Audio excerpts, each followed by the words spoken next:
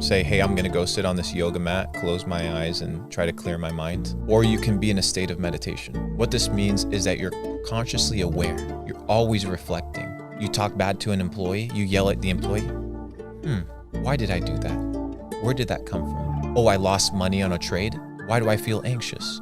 Why did I feel like I had to place that trade? You see somebody driving in a nice car, you get a little bit jealous. Why am I jealous? Where is this feeling coming from? You can either meditate upon things, or you can live in a state of meditation whereby you are always reflecting on who you are and what is being displayed, because the world shows you who you are. It's most likely a time allocation thing of time, energy, and attention. If you have time, energy, and attention to reflect on the internal, then you'll look extremely nice. Would you say freedom, when you come to America, do you say you actually experience that freedom, right?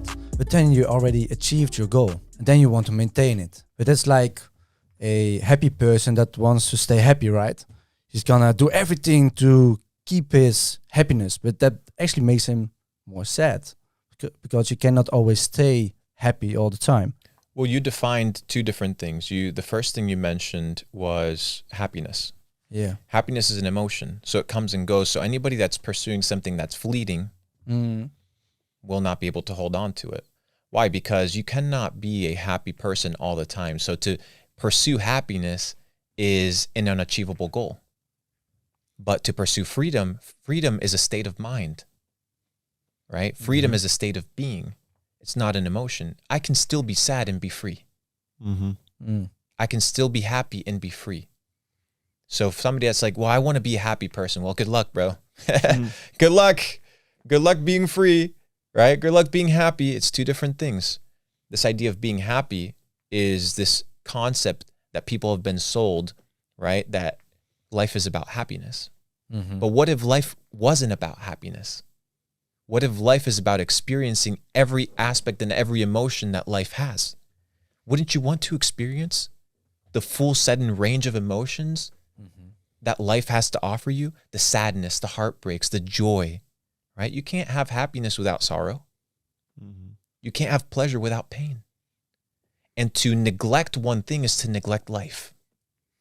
So why would you neglect these things? And in order for you to achieve freedom, you need to be able to understand that you need to be unwaveringly decided to enjoy every aspect of the experience of life. And the problem is, most of the aspects of experiencing life fully are haltered or deterred or slowed down by the busyness of life, the unproductive things of life, the 9 to 5. The only reason you have a 9 to 5, and people are like, well, I have responsibilities. You established these responsibilities on yourself. You decided how much you were going to pay for rent. You decided how much you were going to pay for that car. You have a kid, you decide to fuck that bitch. It's your responsibility. Every aspect of your life, every responsibility that you have is self-imposed for the most part. There are exceptions. So your question is, how much responsibility do you want? Look at a fucking dog, bro. 0 responsibilities. Lives happy as hell. Yeah. True. There's an ancient proverb that says, walk like a turtle, sleep like a dog, and you'll be happy. So I wonder, it seems to me that you've, on the one hand, taken a lot of time to develop yourself on the business side. You've made money, you've had some very successful businesses, which takes up quite a lot of time.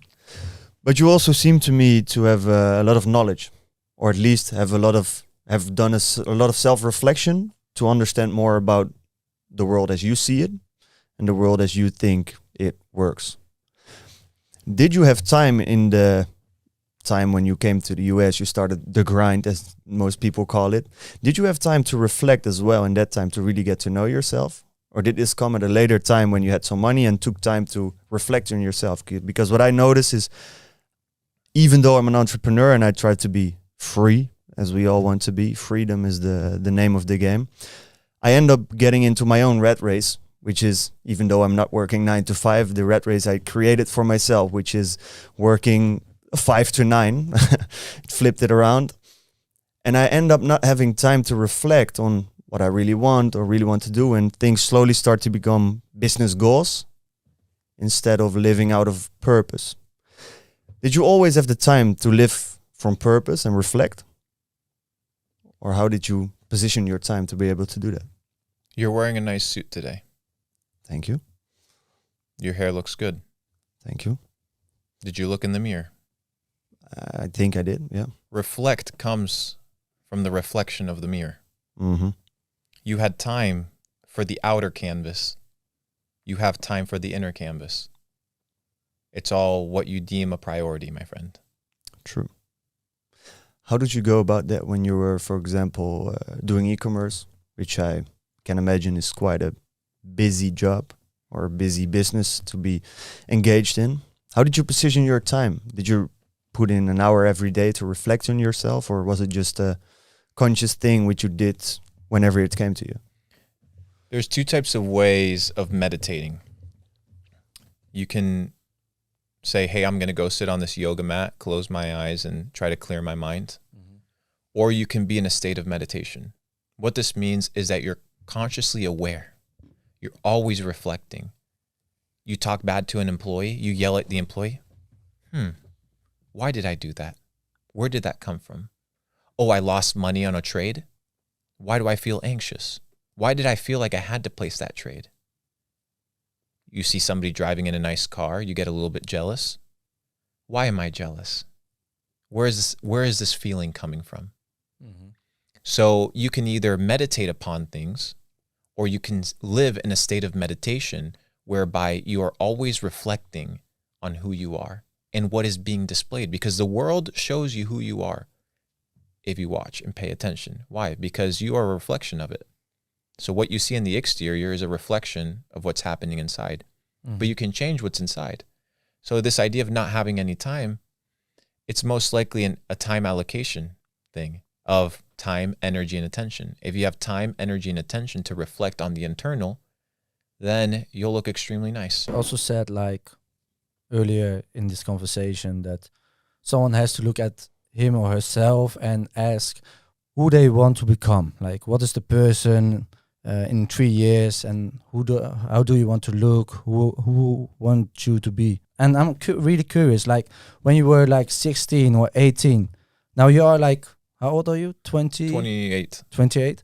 So 10 years ago, when you were like 18, who do you want to be? Like, what kind of person? The best version of myself. And who was that for you? I have yet to tell you, brother. Mm-hmm. I'll let you know when I die. It's a work in progress. I can't tell you whether I'm successful or not now. I'll tell you on my deathbed. Yeah. Why? Because it's a progressive realization of yourself.